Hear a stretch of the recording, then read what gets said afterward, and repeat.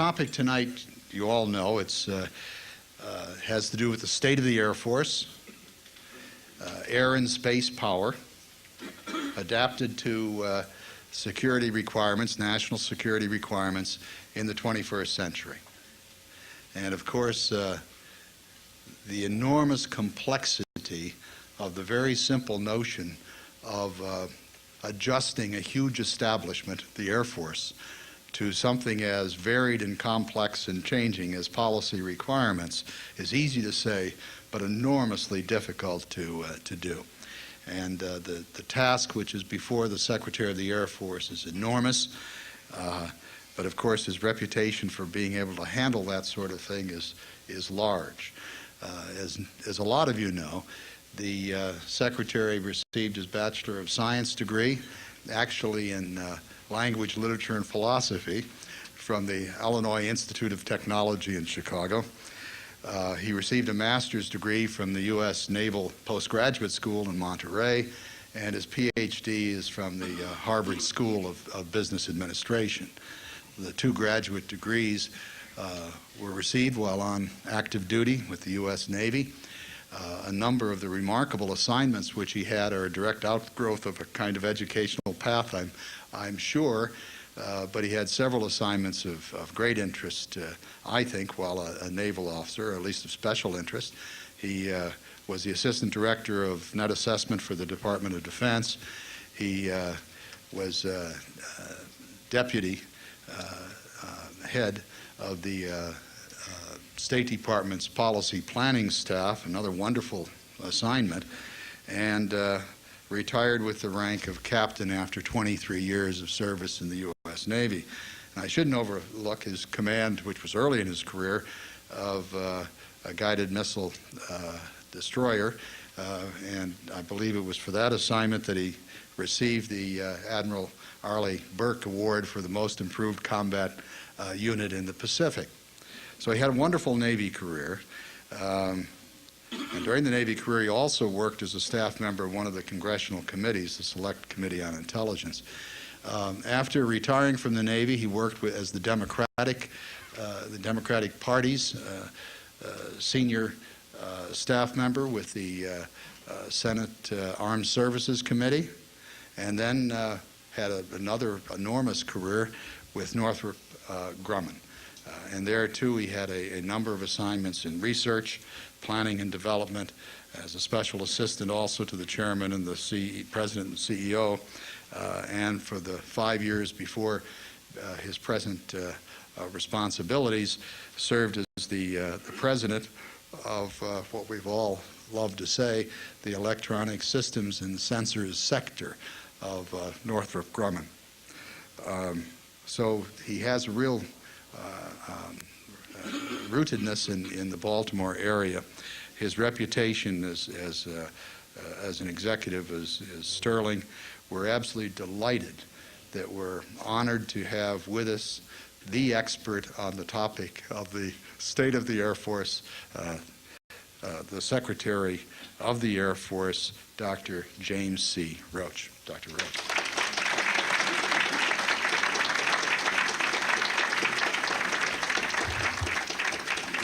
You know you're getting too old when your vita takes longer than the talk you're going to give.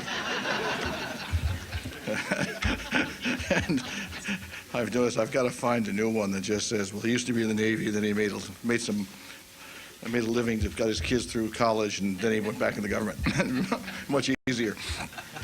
It is a pleasure for me to be here, and I enjoy being back in Baltimore, which I think is sort of my adopted second home. And I live in Annapolis, and we'll never leave Maryland. And it's a wonderful place. And I'm just fond to come back up here and take a look around. And it's just a joy, just an absolute joy. So thank you very much for inviting me. And Lloyd Carpenter arranged this, and I appreciate it very much. A number of friends I noticed in the audience, so I'll see you all a little bit later, but hello. To the subject. On September the 12th of last year, I received a memo from my boss, Don Rumsfeld. And with it, there was a reference to Roberta Wohlstetter's book, Pearl Harbor. Now, you can understand the 12th of September, how he, our entire government, and even I on that day were trying to understand, or at least put into context, the alarming and completely unexpected attacks in the World Trade Center and the Pentagon. But the note Secretary Rumsfeld sent to me also included a foreword to Roberta's book by Harvard's Tom Schelling. I know both of these folks. And Tom had, in his introduction, had observed that, quote, "There's a tendency in our government's planning to confuse the unfamiliar with the improbable. The contingency we have not considered seriously looks strange. What looks strange is thought improbable. What is improbable need not be considered seriously." It's a perilous loop of logic, and as Tom Schelling put it, quote, "a poverty of expectations, a routine obsession with a few dangers that may be familiar rather than likely. Alliance diplomacy, inter-service bargaining, appropriations hearings, and public discussion all seem to need to focus on a few vivid and oversimplified dangers. The planner should think in subtler and more variegated terms and allow for a wider range of contingencies. But the planners who count are also responsible for alliance diplomacy, inter-service bargaining, appropriations hearings, I should say authorization hearings as well, and public discussion. They are also very busy. This is a genuine dilemma of government. Ladies and gentlemen, this is the reason we need organizations such as yours to help us in our thinking, to help us focus outside of only the few vivid and variegated dangers with which we are engaged most hours of our days. So I thank you for your support, your brainpower, your opinions, your counsel, and your love of this great nation. Now, quite a few of Americans and our allies are engaged this night in faraway lands in combat, humanitarian support, and diplomatic missions on our behalf. They are risking their lives for our national security, but if you ask them, as I have on a number of trips to the region, they will tend to tell you they are fighting for freedom. In operations with names like Northern Watch, Southern Watch, Noble Eagle, and Enduring Freedom, American soldiers, sailors, airmen, and Marines have joined together with military forces from allied nations and what we know is going to prove to be a very long and tedious, but ultimately winnable war against terrorism. Our prayers and good wishes are with them all tonight. For in this war on terrorism and in future conflicts, our nation will find it necessary to call upon its military forces to protect our national interests. This is one reason America's Air Force must remain superior to any other nation's Air Force, as a deterrent to aggression against us, and if deterrent fails, for immediate action. As Winston Churchill, so frequently quoted these past 6 months, observed in 1939, want of foresight, unwillingness to act when action would be simple and effective, lack of clear thinking, confusion of counsel until the emergency comes, until self-preservation strikes its jarring gong, these are the features which constitute the endless repetition of history. I can assure you, America's Air Force is working very, very hard and equipped with many bright minds, the support of the American people in the Congress, and some of the best technology this world has ever known to hold up our end of the action, self-preservation, and foresight equation. America currently is the dominant aerospace power. And although the technology of flight is still less than 100 years old and more youthful than such common things as radio, vacuum cleaners, and even air conditioning, we have become deeply reliant and expectant of this technology. It is through the speed and effectiveness of air and space technology that globalization has advanced so rapidly. Air travel, space surveillance, global positioning and navigation, global weather information, mapping capabilities, and global broadband communications, among others, have contributed mightily to the shrinking of our world and the blurring of our borders, and I should say, and many a delightful day on the Chesapeake. The cultural, economic, and political, social, and even military aspects of our world's nations are inextricably tied together, and the bonds become more intertwined and strengthened every day. From the military perspective, air and space technologies have developed into tremendous capabilities that we employ today for joint military operations with our allies.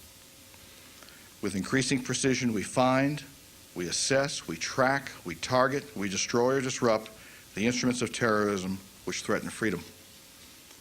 So the business of the U.S. Air Force is global reconnaissance and strike, and we pride ourselves of being very, very good at it. And if you see our television ads, you note we're quite proud of saying, no one comes close.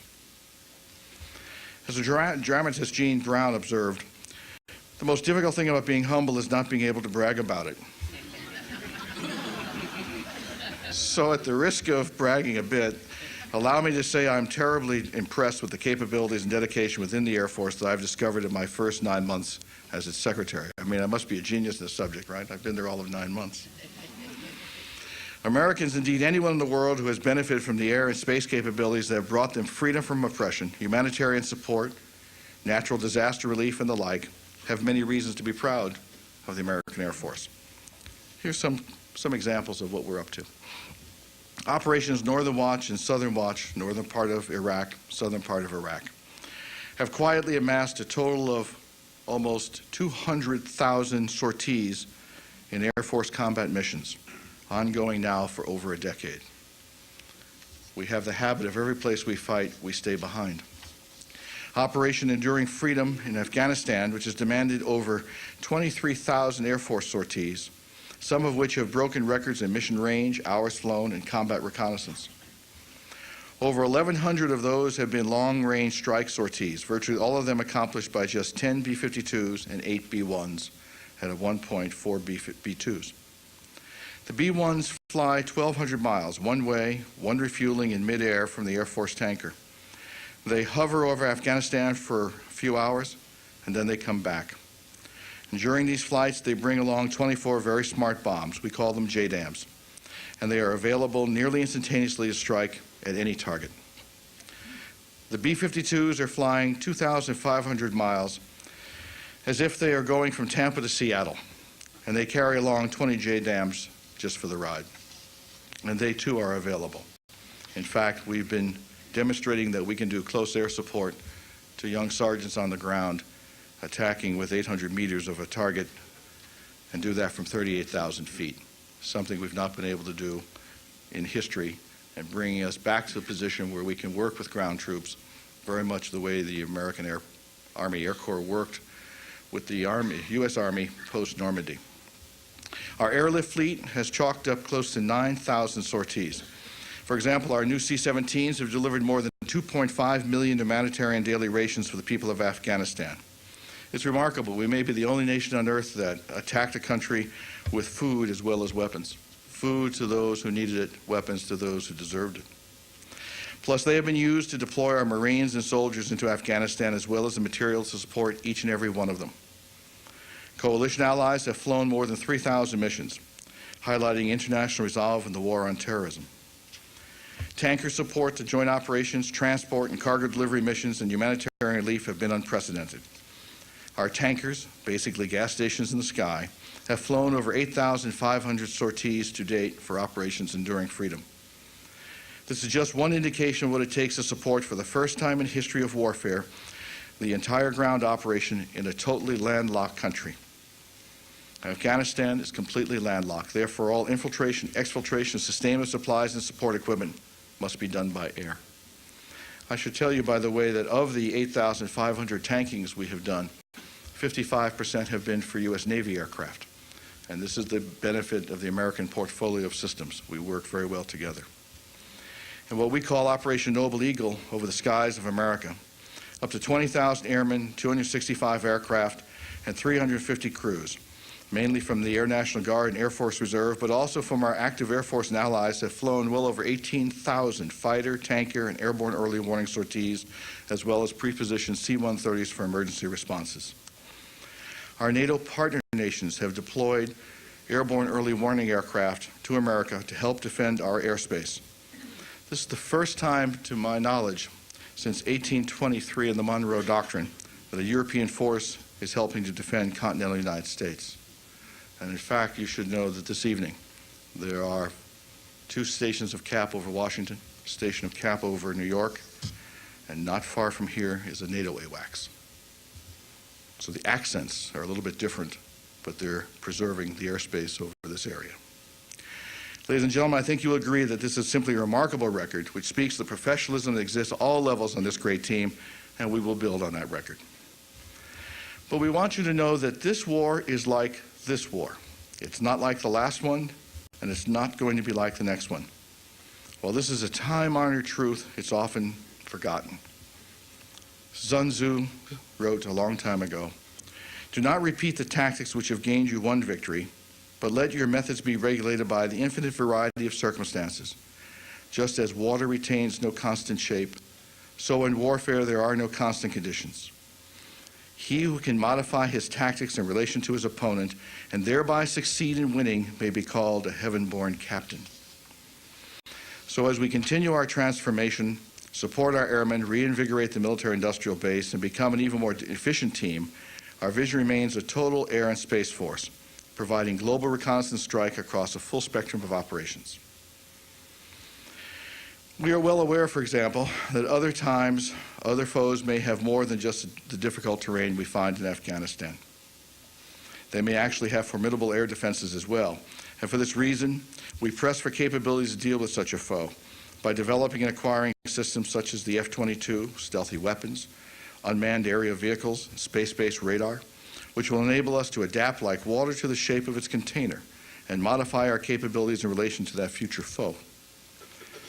In general terms, our more pressing and significant challenges to prepare for the next war include such things as the following.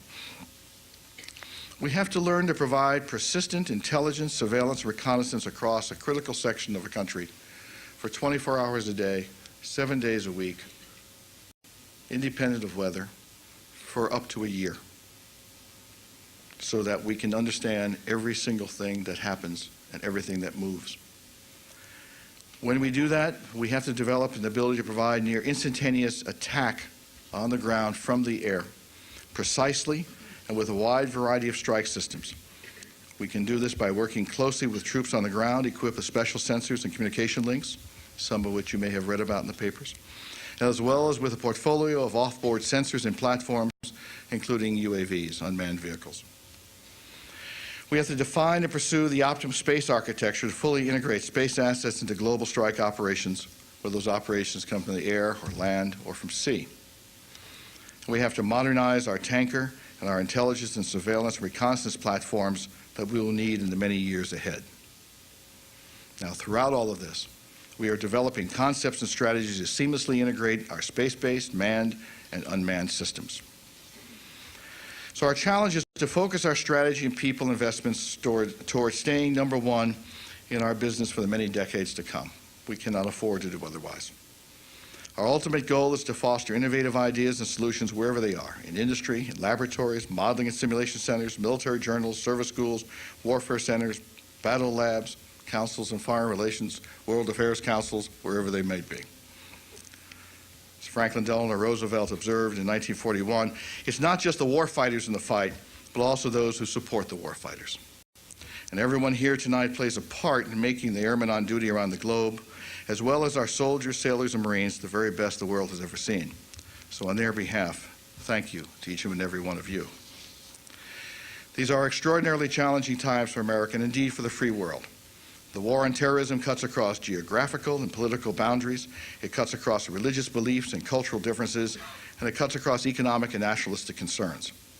It's a new kind of struggle, but for an enduring purpose. Those who would rob others of their individual rights have been around since the beginning of mankind, but an international organized terror network that is worldwide is something new. So it is up to us, our allies, and friends to deter them from further action and to destroy each and every one of them if we possibly can. I'll end now, but I'll end with a quote from Abraham Lincoln, another individual who's been quoted an awful lot in the last 6 months. And this was comments he made to the 166th Ohio Regiment at the White House on August 22nd, 1864. I almost always feel inclined when I happen to say anything to soldiers to impress upon them in a few brief remarks the importance of success in this contest. It is not merely for today, but for all time to come that we should perpetuate for our children's children this great and free government which we have enjoyed all our lives. I beg you to remember this, not merely for my sake, but for yours. I happen temporarily to occupy this big White House. I am a living witness that any one of your children may look to come here as my father's child has. It is in order that each of you may have, through this free government which we have enjoyed, an open field and a fair chance for your industry, enterprise, and intelligence, that you may all have equal privileges in the race of life with all its desirable human aspirations. It is for this struggle, it is for this the struggle should be maintained, that we may not lose our birthright. The nation is worth fighting for, to secure such an inestimable jewel. Thank you all very much.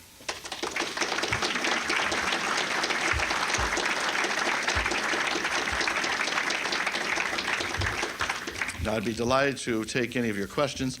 I understand I have to repeat your question, and I'm somewhat hearing impaired, so please speak up. Yes, ma'am. Your basic point is that why do we allow the immigration rules we do? As Secretary of the Air Force, I can tell you that's not one of my occupations. However, should they attempt to fly in or fly about the United States, I can assure you I'll take care of them. But the question should be directed to the Immigration Department, not to me, ma'am. I'm sorry. The question had to do with, and it was hooked to the last few years of the Clinton administration, that there were many retired generals writing how difficult it was to retain pilots and air crews. And the question is, have we done anything about that? It is true. We have a difficulty, not so much recruiting, although the reason that the expression "no one comes close" comes from our recruiting ads has to do with our own Air Force. And recruiting is only something the Air Force has had to do in the last 3 or 4 years. Never had to before. It always had lots of Americans who wanted to be part of it. The larger issue is retaining people in their mid-career, and both pilots as well as enlisted crew members. We're doing better on that, but we're having to work at it very hard. It has helped to have the Congress allow us to have pay increases that are differentiated by rank, instead of having just peanut butter the same amount across everyone. Something that in business is quite natural. People who are senior, carrying more responsibility, et cetera, deserve a greater percentage of pay increase, and in fact, we've done that. We're also having a major program to re-recruit our own people, something that, again, companies have learned, wherein you don't take them for granted just because they've enlisted or they've signed up to be a pilot, that you return to them as much as possible, but particularly about mid-career, you start to recruit them for the second half of their careers. You can understand that if you're a young person who really enjoys flying, and you're starting to get older and you realize you're not going to fly so much, that you can be attracted to an airline. Unless we can tell them about the fact of command and the value of command and the burden of it, but the joy of it, and planning for a future and planning future air forces. We're also looking at the educational opportunities for our officers and for our enlisted men and women. We are sort of breaking China by pointing out that there's no reason why enlisted airmen who have a young boy or girl has their baccalaureate degree, there's no reason why we can't send an enlisted person to our Air Force Institute of Technology for an advanced degree, let them just become smarter and better in their field. It's a subject we worry about almost every day, and we're particularly concerned now that we have a stop-loss in place, which means that these young people cannot leave the service because we need them for this current conflict, as well as the fact that we've recalled so many reservists as well as air guardsmen. We have about 44,000 people in that category right now, and they are concerned every day. The Guard and the Reserve have to get back to their jobs at some point. Not all employers might be as kind and as generous as Bobby Rizzo to his guardsmen and reservists. So we have to get them back, and we have to let these young people who have commitments to schools, et cetera, get on with their lives. So we worry about that. The question was, the Navy is using civilians to help in their maintenance, especially of helicopters, including having what's called tech reps go to sea with them, which is something that's happened for the last 40 years. Is the Air Force doing anything, especially in the field of helicopters? In fact, last Friday, a week ago Friday, I was crawling around a number of the MH-53s, the 2 of them that had crashed in Afghanistan. And the group I was with were young airmen, repairmen, as well as civilians. And in fact, we do a good bit of that. All the major maintenance checks are increasingly done by civilians from various and sundry companies, because we have to have the airmen ready to deploy, but we're trying to keep stability in our existing bases, especially in the United States, with contract personnel, some of the things we're contracting out. Thank you. Question is, with the Air Force flying so many sorties, it's evident the equipment will wear out. What do you do when you replace it? And I thank you very much for that question. One of the things we've done is to make that point to the Congress as often as we can, but the Congress understands. You cannot, there's been a terrible expression that's been used called the procurement holiday after the fall of the Berlin Wall. It was just a holiday. I mean, you cannot keep a force and not invest in it for 10 years. And we're now starting to bear the brunt of that. For instance, we never expected to have to fight a war overseas and at the same time effectively fight a war over our own airspace. That was never planned for. As Americans, as I pointed out in a number of the quotations, we did not think of the unthinkable. And in many respects, the United States is more difficult because it's so big. When we fight elsewhere, we fight into a relatively small region. But in the United States, we have to be prepared to be around all of the borders and within our country. We are trying to let in place a strategy of building new, adapting old, adding weapons to certain systems which allow them to stand off further and therefore take less just abuse flying, trying to worry about using some unattended vehicles as soon as we can, taking tankers and putting apertures on them so that they become part of the electronic environment. A number of things, including trying to do what any company would do, look to see can we lease tankers, something like tankers, which are very close to commercial aircraft, so that we can get them sooner, and make a business case of retiring some very old planes. Right now we have tankers that are an average age of 43 years. We have others that are younger. And then we have planes like the B-52, which while they're old, have been worked on and worked on. They're just unbelievably strong trucks because they were built at an age when it wasn't clear that jet propulsion was going to work, so everything was overbuilt. And they will last for a long time. The 707s, which are the backbone of our tanker fleet and our intelligence, surveillance, reconnaissance aircraft, are getting old. And we're finding out that planes can break in ways we never anticipated. But you can't fix it at once. It's the problem of a home or a car where you defer and you defer and you defer, and then all of a sudden the bills come due. And there's only so much we can do. There's only so much that within the amount of money we have budgeted we can do, although the Congress has been helping, as well as the President here, especially this year, and the '02 budget and the '03 budget. But it'll take a very long time to adjust that. The question is, when we procure for the United States purposes an expensive weapons system, what restrictions are placed on the sale to anyone else? They're total restrictions. The only way they can sell anything is with the permission of the United States.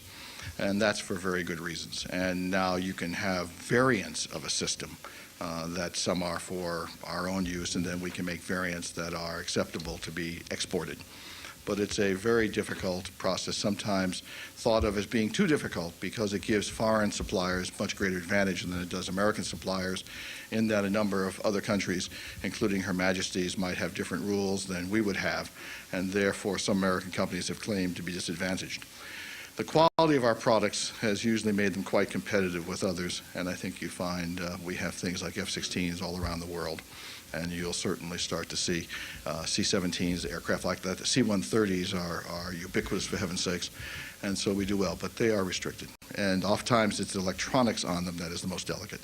I was just more concerned the top line should stay here. We make sure that we don't give away something that could come back and harm us. Yes, we do. The question had to do with a bit more detail on how we relate to our NATO allies' air forces in particular, but apply to other services. Do we do them individually or do we work collectively? In fact, we do both. We will work with the Dutch Air Force, for instance, separately in certain exercises. We will work certainly with Her Majesty's government in a number of very specific cases. Sometimes we'll be 2 or 3 together. We may work with Norway and others.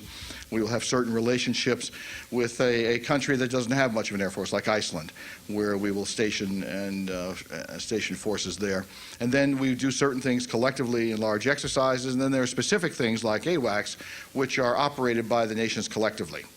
And we do a good deal with AWACS, the NATO AWACS. The British have their separate ones, and the French do not participate in the NATO AWACS program, but all the other allies do.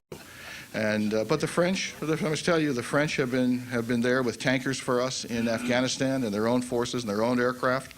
And we have, I think, had the first time in history that an American UAV actually directed some French aircraft onto a target. And so increasingly we work closely together, but we maintain those separations where the host countries prefer to have some separation. The question has to do with the recruiting in the Army Air Corps of 18-year-olds and bringing them into the Army Air Corps after some physical tests and some scholastic tests. In fact, we do very much the same thing, although there's not a draft. We have to recruit and we have to effectively market the Air Force.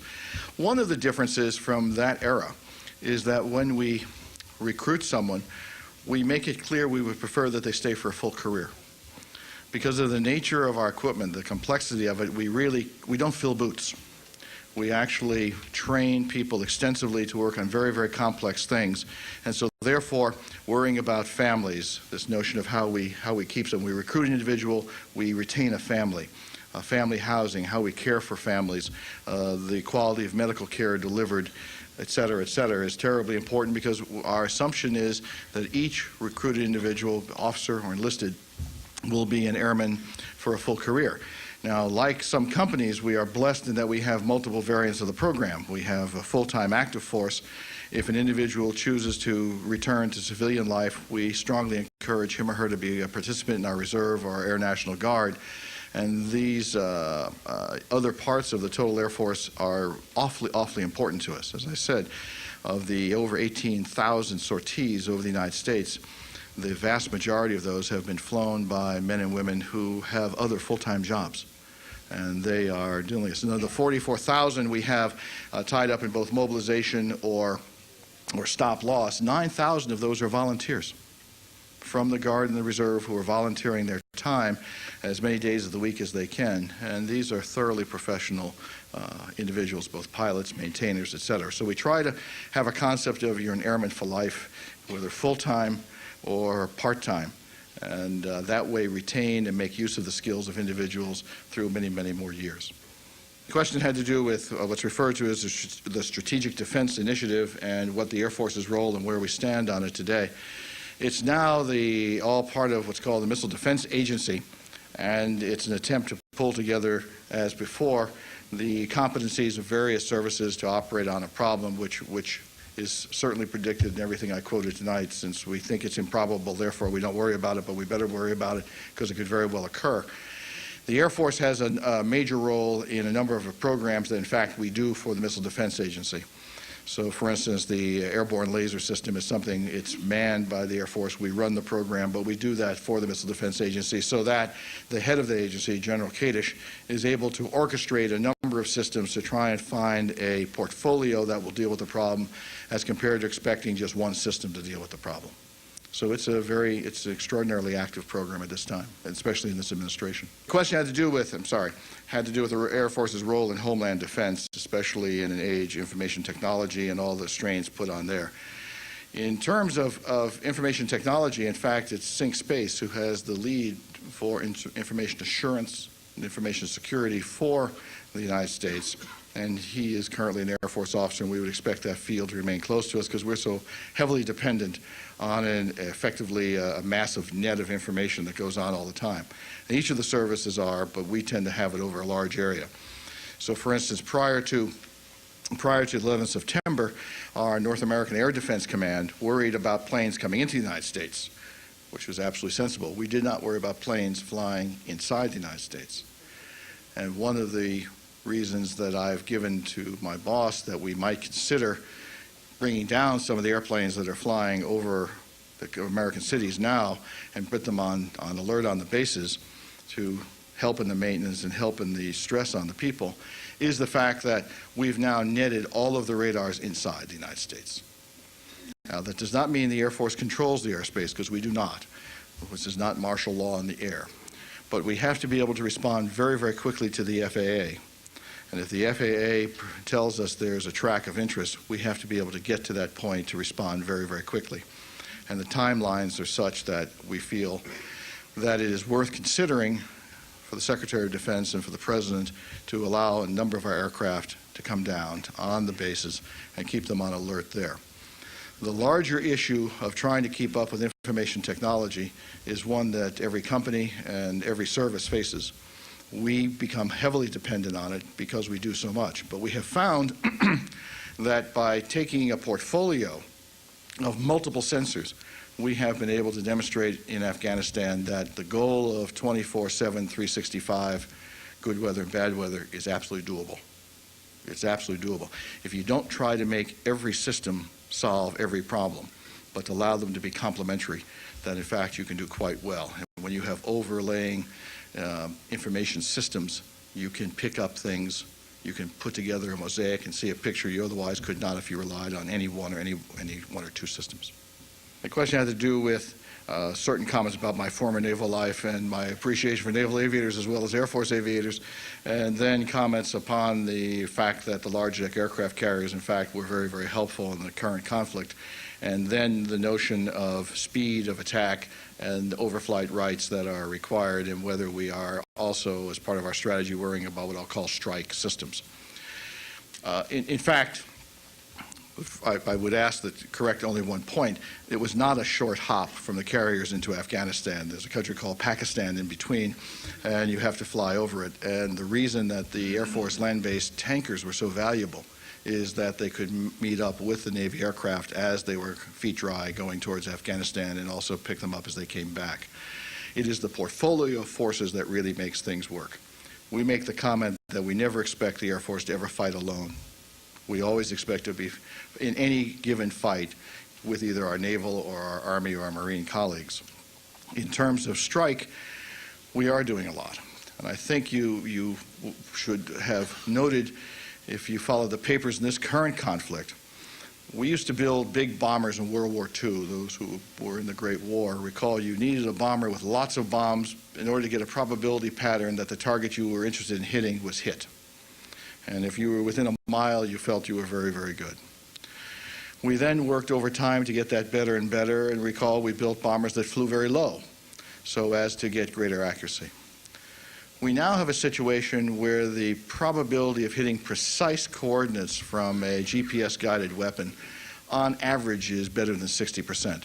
And the 60% is only because GPS assumes a flat globe. Not flat this way, a smooth globe, when yet there are mountain and terrain, and you sometimes, when you're after a target in GPS terms, you have to project into that same surface. We're getting better and better at that, which means that we have had a lot of flights where the aircraft bring weapons home. They bring weapons home. We have, as I said, been able to handle all of these hundreds of bomber sorties with 12 B-52s, 8 B-1s, and in the first few days of the war, we used 4 B-2s. We've been able to do that very, very comfortably because our long-range strike systems have been there. What we've also been able to do, because Afghanistan did not have a major air defense situation, is we've been able to position these assets overhead, and then because of some new technology that we can give to our sergeants, our troopers on the ground, we can in fact link the sergeant on the ground with the aircraft and provide extraordinary targeting from the airplane to that young person.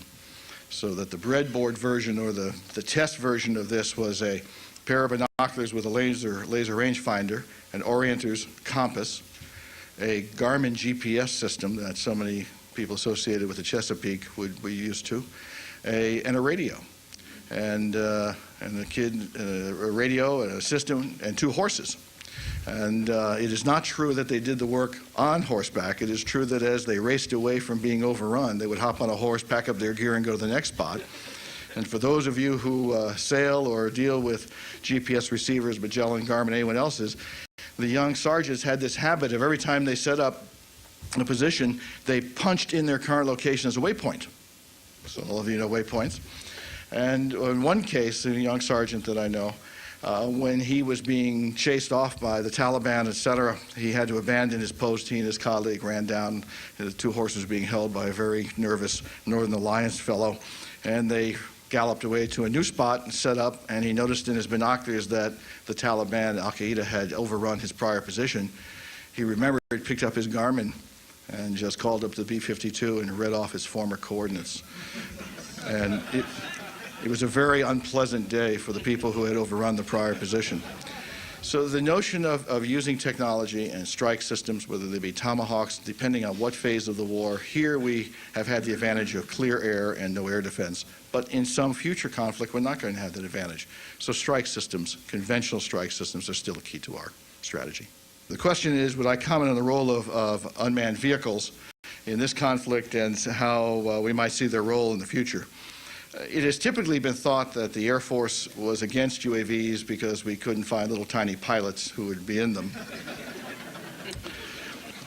Well, we must have been successful because we are making very good use of them. Now, technology does help. I mean, you are talking about cultural change. And it turns out we've now had enough pilots in manned aircraft ask a question of the UAV, and the UAV answers back immediately. No time delay because of the rapid way you can now communicate by satellite. And so for all effect and purposes, there's not just a little tiny pilot in the UAV, there's also a little tiny systems operator in there too, because I've experienced the fun of an AC-130 gunship that Special Forces use, which is a C-130 that's been converted, and it has such things as a 105 cannon and 40 millimeter weapons, and it can really kind of spoil your time on the ground.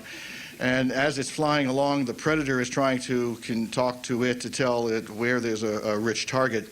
And the systems operator in the AC-130 is not finding the target, and the operator in the Predator is getting very frustrated that he can't talk his colleague on board.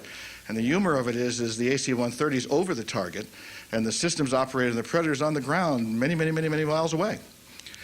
The fact that we've used these, and the fact that we've had the opportunity, thanks to Tommy Franks, the sync, to allow us to experiment, we've put in all kinds of drones into this conflict to try and learn more about them. And we have learned both some advantages and disadvantages of using them. One of the advantages is clearly you can have a drone persist for many hours. In something, a case like Global Hawk, it's a 24-hour mission over Afghanistan, taking lots of images. So we have used these more extensively than ever before. We've used these not only to do reconnaissance, but also to designate targets. And those targets have then been attacked by other aircraft.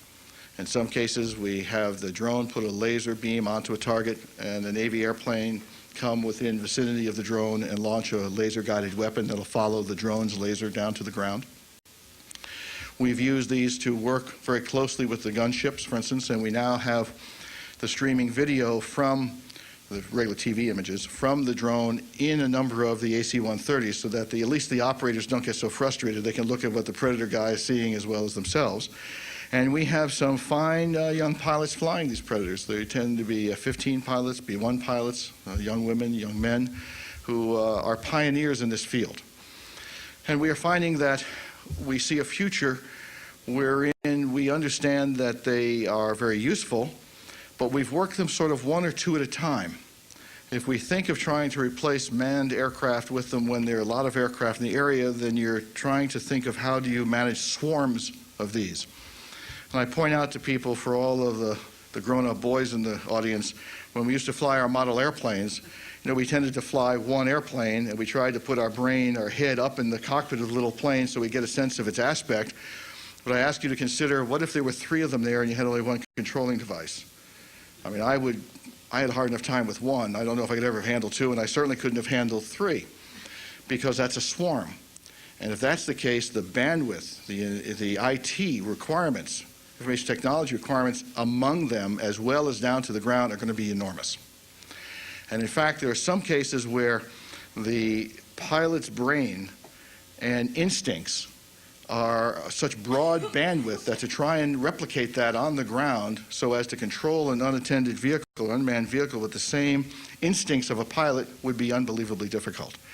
There are among human beings notions of instinct, notions of concern, notions of judgment that require the synthesization of an enormous amount of information that's very difficult to separate and to consciously think of an IT pipe to bring it down to the ground.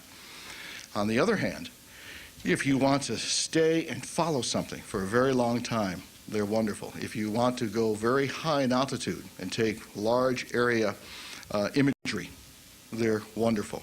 If you want to use them as communication relay systems, they're wonderful. If you want to have them at some point in the distant future deliver bombs to a set point in space, they would be wonderful. And we may someday learn how to control them in terms of swarms, but that's probably a well away. What is nice now is that in the pilot community we have broken through into the cultural barrier of being in an airspace with a drone. Because by virtue of technology, these drones really do have little tiny itty-bitty pilots and itty-bitty systems operators on board as far as their operation in war is concerned. Well, there's an interesting conundrum when you are in a position of not being in surplus, there isn't a whole lot of up and out. I mean, majors still have very good careers. We do not have that many people in the Air Force competing for lieutenant colonel. So therefore, we're not talking about only having 10% be selected. It's a much higher rate. We are worried about, and you're talking about those who stay on active duty, not those who go into Guard and Reserve. And I'm sorry, the question had to do with retaining majors who are worried about an up-or-out system. The sense is that the promotion to lieutenant colonel is something that a sensible, good career an individual should be able to do. It's not that we're calling out at that point at all. In fact, we're trying to go out of our way to retain those majors and try to convince them about a second career. Now, when we do that, we can sit down with someone's service record and talk to them about different probabilities, talk to them about the things that they've done, and talk about the things that might be required to make them especially competitive for the future and to try and work with them. And we have. But we have to get more sensitive, and this is something that's very, very hard to get an entire bureaucracy to do, become more sensitive that a human resource is, in fact, the most valuable resource we have, and that not every pilot has to aspire to be the chief of service. That there can be a very fulfilling role in our Air and Space Force for individuals who have different bents, different desires. What does the Air Force have that can find Osama bin Laden? Luck, I hope. I've not been charged with that. I think we provide a number of intelligence systems to national authorities, and we'll keep working at that. Finding a single individual is not the goal of this campaign. It's been very clear from the point of view of the President that what we're trying to do is to destroy the network of terrorism, not try to demonize one person, and if that one person was destroyed, assume nothing else would happen. That would be foolish. In fact, we have made it clear that the one nation that nurtured this group, that government no longer exists. I think we've communicated to other nations that it's not a smart thing to do to nurture this sort of group. And we have, in fact, taken them on any time they've shown themselves.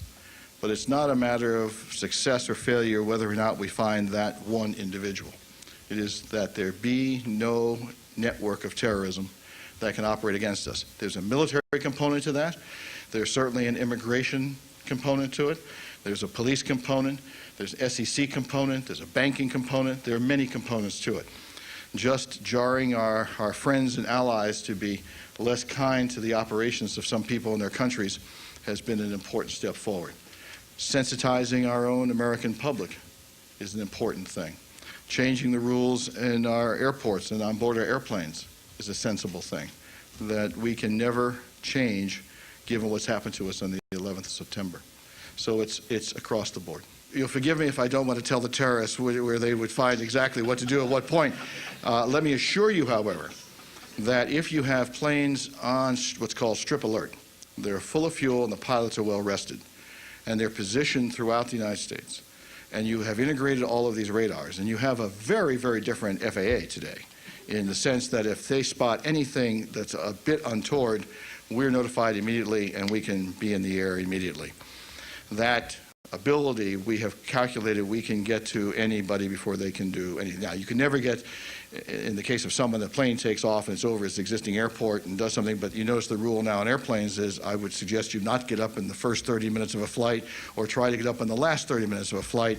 No matter what your excuse is, you better do whatever you wanted to do before you got on the flight and before the 30 minutes, or hold it until you're on the ground, because the crew, as well as every other passenger, is going to be on you in 2 seconds. So just the whole attitude of this has changed. You could never have occur again what just occurred in that sense. How far away is that object? The object would be intercepted long before it would be a problem. I prefer not to give them, just like I prefer not to tell them which cities are randomly being covered tonight. I may know, it's okay for me to know, it's not okay for them to know. I don't want them to start getting out their slide rules and maps and measure distances. All the major areas would be covered by strip alert. The question is, why should the Air Force get the money for expensive technology and not give the money to the CIA? The CIA certainly is an important component of our national security apparatus, and it should be funded properly. The Air Force provides things that nobody else does. Notice all these conflicts are very far away. Notice we got there very, very quickly. Notice that we are able to sustain huge numbers of people at great distances. Everything in and out of Afghanistan is done by air. Notice that if there's a fixed point on the earth that we consider to be a target, we can pulverize that target. That's today in a country with little or no air defenses. When you have things that are average age of 41, 43 years, you must replace them. There's often a comment that the Air Force is controlled by a fighter mafia.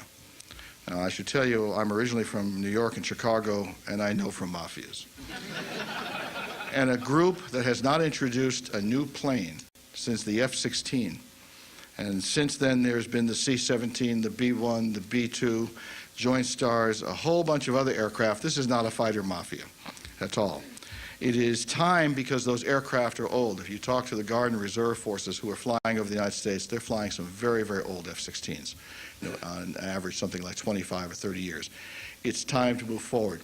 The expensive technology in today's dollars offers you a multiplier effect of what's there. It also has certain advantages.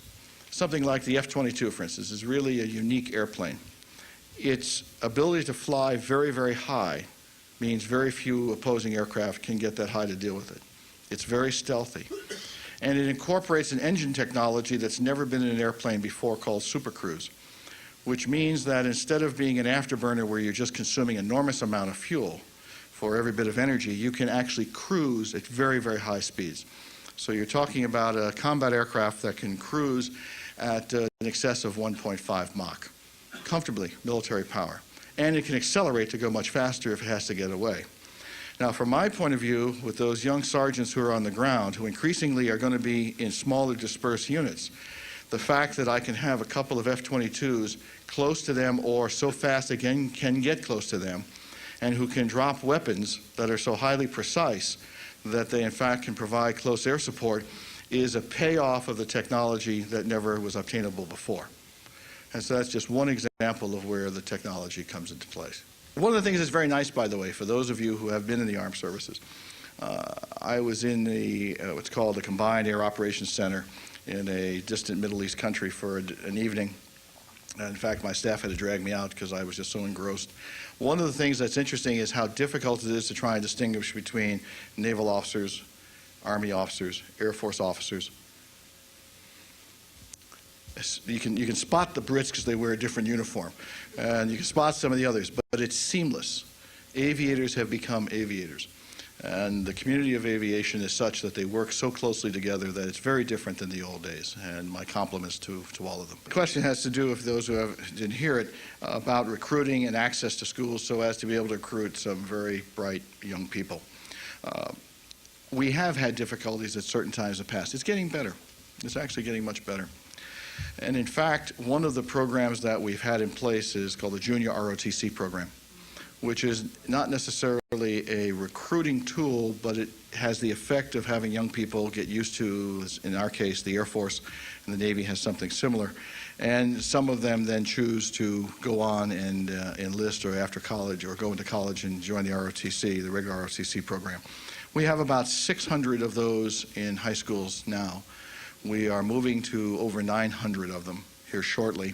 And the demand for them among high schools is really quite dramatic because they provide a lot of young people the only disciplined life that many of them have.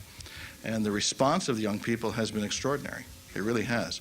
But the caliber of the enlisted men and women in the Air Force, for instance, and the same as in the Navy, I just know the Air Force currently, is extraordinary. I mean, it really is. Remember, the Air Force enlisted are the only folks who would, I was under a very classified plane a long time ago and working with a technician, and he looked up and said, "This part has always been my nemesis." And I thought, I never heard that word in an engine room on a ship. There's something about Air Force people. They are just, they just have a vocabulary that's much broader and different. But the quality of our enlisted men and women is just extraordinary. And it's men and women. I mean, the young girls are just doing fabulously well. Oh, the Russians have offered help. You notice we have facilities we've established in places like Uzbekistan, et cetera. The Russians also have a problem with terrorists. And this is an international issue, and they have been very helpful.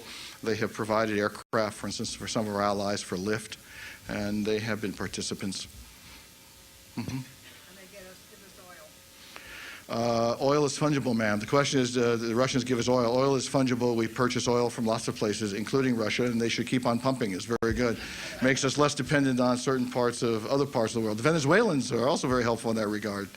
The gentleman's question has to do with, he's read of late that the amount of money for Joint Strike Fighter has decreased, and therefore the costs will go up, and we're back into what's known as the procurement death spiral of this. In this case, the money has not changed. It is, as I've read the papers, there are no decisions that I'm aware of. There are people who are considering, in the case of the Navy and Marine Corps, joining, and therefore may not need as many Joint Strike Fighters, and that's something that they're debating and is not even a position that the Secretary of Defense has agreed to. The larger point, though, of our acquisition instability is one that has plagued us. It has absolutely plagued us. For instance, I was adamant to put the F-22 into production this year, and when I told people it was 20 years old, they were shocked. For 20 years, we had a period of initial development, then we had, well, not now, well, let's not do it now, let's postpone a little bit later, let's do this. And in the course of that, we've had suppliers, subcontractors, who have exited certain parts of the business. And so we have an expression called diminishing material resources, diminishing material sources, DMS, and we have a plane that's not even in full production yet that has parts of it facing a problem of a supplier base having gone out of the business because we've taken so long. The Joint Strike Fighter was an example of where we were trying to do things more quickly. In a couple of the programs we're starting now, my position is don't try and solve world hunger with the darn system. Get the basic system in place and then build on it over time. So, for instance, in the case of the unmanned vehicles, these things are not ready for Broadway. They're not tri-redundant. You wouldn't want to base them at BWI. They don't have all the redundancy. But we're buying them at a lower level of completion in the sense that we have not invested all the money in order to learn, to understand them better, to understand what works, what doesn't work. And now we have to resist the proponents who want to put so much electronics on them that the price of the plane is more expensive than a manned aircraft. So balancing this out has been, I think, the bane of this business and will continue to be. In the case of the Joint Strike Fighter, we're trying to make sure that we can have this program be a success because it's of value both to three services, the Navy, the Marine Corps, and the Air Force, as well as to a number of our allies. It would be nice if someday, sometime, the Department of Defense, the American Congress, and administrations of whatever denomination could say, that's a good thing, let's build it. The closest we have is the C-17 today. But very few people realize the fight over the C-17 in the late 1970s and early 1980s was so horrendous that the plane was put into hiatus for 7 years. The C-17 that we think is a brand new plane coming off the production line right now was selected in 1976. Did not get its first flying article until 1989. So it has always been such. Thank you for your courtesy.